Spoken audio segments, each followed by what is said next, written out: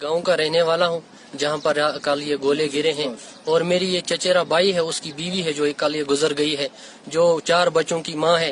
हाँ, इस दुनिया को छोड़कर चली गई। और यहाँ पर दूसरा हमसाया लड़का एक है जो बेचारा वो भी इस जद में आकर वो इस दुनिया से चला गया है। और पार हमारा दूसरा गांव है तुमना, और वहाँ पर जो बच्चा है हाँ, जिसने अपने माँ की गोद में जान दे दी और इस दुनिया से चला गया।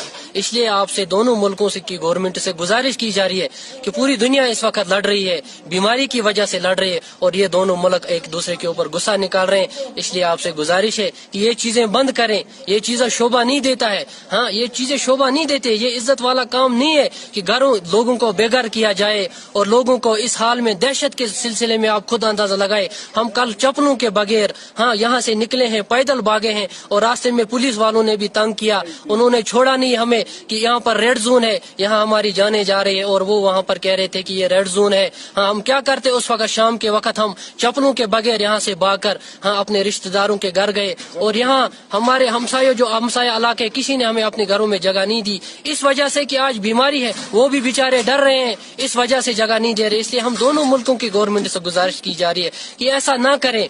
ये शोभा नहीं दे रहा है कि लोगों को बेघर किया जाए, और लोगों का क्या हाल होगा उन बच्चों के ऊपर जिनकी माँ गुजर गई। क्या हाल है उस माँ का जिसका बेटा गुजर गया। क्या हाल है उस माँ का जिसका 15 साल बेटा इस दुनिया से चला गया। इसलिए आपसे गुजारिश है कि ये चीजें बंद कर दी।